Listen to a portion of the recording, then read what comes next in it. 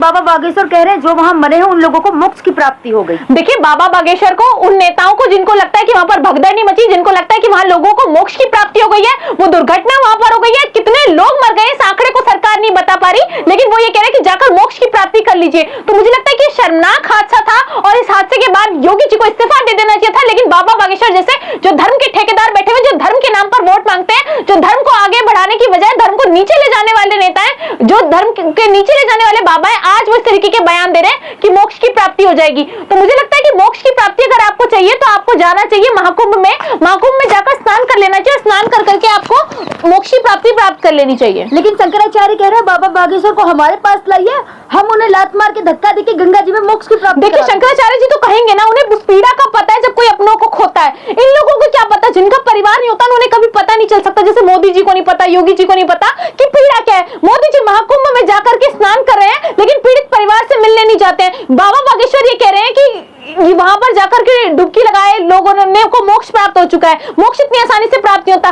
लोगों को मोक्ष की प्राप्ति नहीं, लोगों को दुख है कि उनके परिवार के लोग मर गए, किसी का बेटा, किसी की बहन, किसी का भाई मर गया।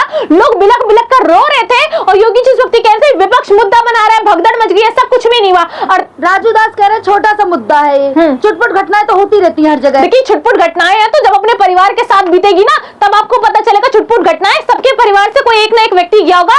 देश भर में ये मुद्दा बना था, देश रो रहा था, लेकिन ये राजनीति करने वालों को शर्म नहीं आती कि इस तरीके की बातें करते हैं। छोटी घटना बताते हैं, 30 लोगों का मर जाना, 30 परिवार के लोगों का चिराग बुझ जाना, आप उसको छोटी बात बताते हैं। शर्म आनी चाहिए। मैं कहती हूँ इन लोगों को मोक्ष की प्राप्ति, शंकराचार्य जी सही कह रहे हैं, धक्का मार के इनको मोक्ष की प्राप्ति करवाइए ताकि इनको समझ में आए कि कैसे होता है। चमत्कारी है बाबा बागेश्वर की, हनुमान से बात होती, रावण से बात होती। देखिए बाबा बागेश्वर का डायरेक्ट कनेक्शन है हनुमान जी से, लेकिन हनुमान जी ये जो कहते हैं हनुमान जी से मेरा डायरेक्ट कनेक्शन, मुझे शर्म आती है कहते हुए भी कि हनुमान जी को भगवान को बीच में लाते हैं। बाबा बागेश्वर का अगर ईश्वर से कनेक्शन होता तो ईश्वर ने सबसे पहले बताया होता कि बच्चे जा वहां पर जो है लोग मरने वाले हैं, महाकुंभ के अंदर भगदड़ मचने वाली है। लेकिन इनका भगवान से कोई कनेक्शन नहीं है। ईश्वर जो चाहता है वो करता है। लेकिन मुझे लगता है कि जिन लोगों की मौतें हुई वो एक दुर्घटना में हुई, वो सरकार की नाकामी की वजह से हुई, लेकिन ईश्वर का कोई कनेक्शन नहीं है बाबा बागेश्वर के साथ। बाबा बागेश्वर जो अपने आप को कहते हैं कि मेरा ईश्वर के साथ कनेक्शन है, ईश्वर का कनेक्शन हर उस जनता के साथ है जो उनको पूछता है, जो उनकी पूजा करता है, जो उनको दिल में रखता है। तो हनुमान जी का कनेक्शन बाबा बागेश्वर से नहीं हो सकता। झूठे हैं बाबा बागेश्वर। कौन से लेटर लिख रहे कई बाबा की शंकराचार्य को कुंभ से निकाल देना चाहिए। देखिए बोलेंगे ना, सफाई हो गए। देखिए उनको लगता है कि जो शंकराचार्य जो धर्म के नाम पर सही धर्म की बात करता हो, जो गलत जो अधर्मी लोग हैं उनके खिलाफ बोलता हो, उनको ये लोग हटाना चाहते हैं। शंकराचार्य जी हमारे तो नहीं है, शंकराचार्य जी विपक्ष की तो नहीं है, लेकिन शंकराचार्य जी कह रहे हैं ये बात कि ये लोग वो है जो धर्म के ठेकेदार बनते हैं। आज देश के अंदर ये धर्म का धंधा चल रहा है। ये लोग धर्म के नाम पर लोगों को लूट रहे हैं, धर्म के नाम पर लोगों को लड़ा रहे हैं, धर्म के नाम पर लोगों को मरवा रहे हैं। लेकिन धर्म के नाम पर आज देखिए जितने लोगों की मौत हुई वो एक हमारे धर्म के थे ना, सनातन धर्म की। क्यों मोदी जी मिलकर नहीं आए इन पीड़ित परिवार से? मोदी जी महाकुंभ में स्नान करने जाते हो आप 5 तारीख को वोटिंग में ताकि दिल्ली में वोट मिल जाए, आप वहां पर क्यों नहीं गए पीड़ित परिवारों से मिलने? योगी जी क्यों नहीं गए? योगी जी को 2 बार फोन कर दिया। योगी जी भावुक हो गए कहते कहते जो लोग मरे। अरे भावुक तो मोदी जी हो जाते हैं, हम भी हो जाते हैं। अब कैमरे पर रोने की एक्टिंग तो अच्छा कर ही सकता है आदमी, जब ध्यान लगाता है चश्मा पहन सकता है जो व्यक्ति, और जो स्नान करते हैं जैकेट पहन सकता है, तो वो अच्छे से रो सकता है। बहुत अच्छी एक्टिंग करते हैं मोदी जी, और योगी जी को अवार्ड मिलना चाहिए, बेस्ट अवार्ड मिलना चाहिए।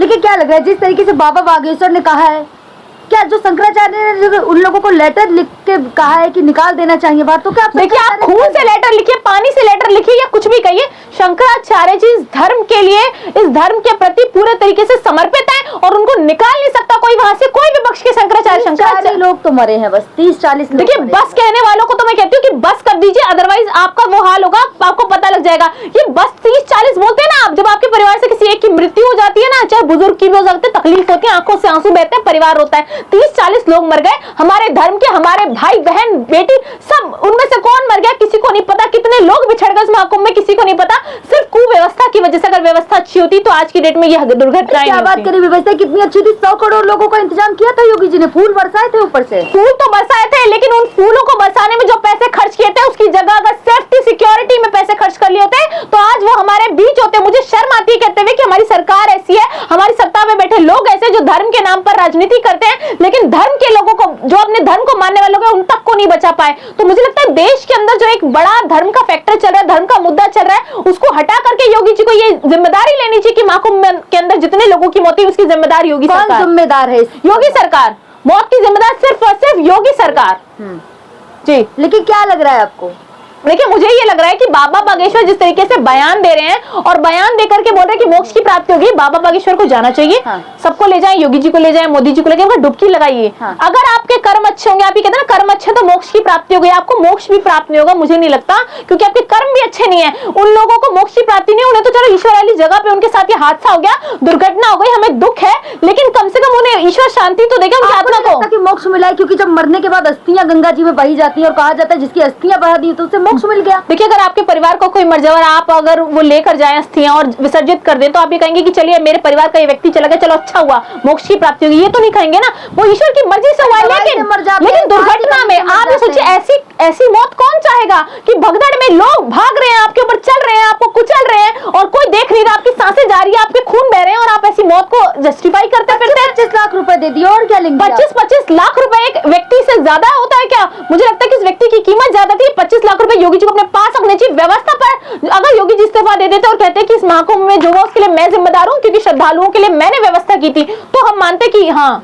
लेकिन शंकराचार्य कह रहे कि पहले और भी सरकारें थी जिन्होंने कुंभ आयोजित करवाया, अब आजम खान हो गए, अब उन्हीं की बात ले ली। स्टेशन पे हादसा हुआ था, उन्होंने इस्तीफा दिया। देखिए मुझे लगता है कि सब इस्तीफा देते हैं, कांग्रेस की सरकार में ऐसी घटनाएं हुई, उसकी जिम्मेदारी ली, उस पर इस्तीफा दिया गया। लेकिन मुझे लगता है भारतीय जनता पार्टी को वक्त आ गया कि इस्तीफा दे देना चाहिए। योगी जी जो कैबिनेट की मीटिंग वहां पर करने गए थे, अमित शाह जी जो डुबकी लगाने गए थे, जो वीआईपी ट्रीटमेंट इनको मिल रहा था, जो रास्ते बंद कर दिए थे, जो मीलों दूर से चलकर लोग आ रहे थे, उनकी वजह से वहां पर भीड़ बढ़ गई थी और भीड़ बढ़ने की वजह से लोग भाग रहे थे। पुलिस वाले बैरिकेडिंग तक नहीं हटा रहे, वहां पर लोग भगदड़ मच रही है, पुलिस खड़ी होकर बस खड़ी है, चिल्ला भी नहीं रही, कोई अनाउंसमेंट नहीं हो रही, इस वक्त कोई व्यवस्था नहीं ना। एक तो आवाज आ रही थी कि जगते रहिए, जगते रहिए, वो खोबत है। देखिए जो सोबत है वो खोबत है, लेकिन मुझे लगता है कि इस बार योगी सरकार सो गई है और वो खो रही है अपने आप को। मुझे लगता है जल्दी अगली बार पता चलेगा योगी जी को महाकुंभ का बदला जनता लेकर क्या लग रहा है? कल मोदी जी ने आस्था की डुबकी लगाई कुंभ में, लेकिन आस्था की नहीं, राजनीति की डुबकी बोलिए। आस्था की डुबकी लगाई होती तो 5 तारीख से पहले जाते, 5 तारीख के बाद जाते। इन्होंने 5 तारीख इसलिए चुना कि वहां पर मैं डुबकी लगा रहा हूं, पूरे चैनल पे जनता जब टीवी चलाकर 5 तारीख को छुट्टी होगी देखेगी